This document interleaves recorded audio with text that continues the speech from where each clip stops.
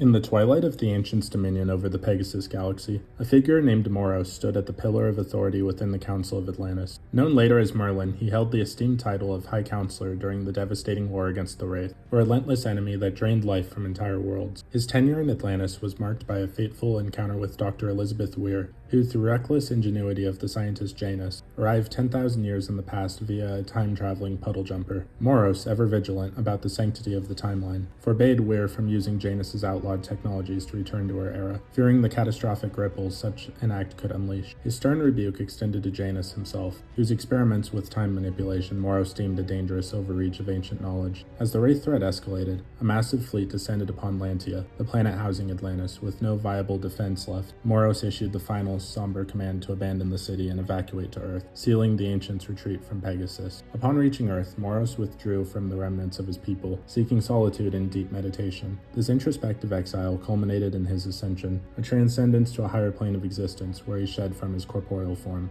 Yet even among the ascended, Moros could not ignore the looming shadow of the Ori, a faction of ascended beings who demanded worship and wielded their power to subjugate entire galaxies. Convinced that their tyranny posed an existential threat, he made the extraordinary decision to descend back to mortality, retaining the vast knowledge and near-ascended abilities he had gained. On Earth he emerged as Mirrodin, later angelicized as Merlin, among the early inhabitants of Britain. Entrusting his secrets to King Arthur and a select cadre of noble knights, Merlin wove his legacy into the fabric of their burgeoning legend. Beneath Glastonbury Tor, he constructed the Avalon Cavern, a hidden sanctum filled with treasures and guarded by trials to test the worthiness of any who sought its secrets. A ring transporter, a hallmark of ancient technology, provided the only access to the subterranean vault. Merlin's mission on Earth took a clandestine turn as he labored to counter the Ori, employing a phase-shifting device, an invention that rendered him and his work invisible to the ascended others. He began crafting the Sangral, a weapon designed to neutralize ascended beings. This endeavor alarmed the others, who feared such a device could one day be used against them. To monitor him, they dispatched Ganos Lal, an ascended ancient who would later be known as Morgan Le Fay. Merlin's arrival from their days in Atlantis. Undeterred, Merlin completed the Sangral and relocated it to the village of Camelot, a site steeped in the mythology that he helped inspire. Morgan, tasked with thwarting him, eventually destroyed the weapon. Yet, in a twist of fate, she came to share Merlin's view of the Ori's danger. Instead of ending his life, she captured him, preserving his genius for a future reckoning.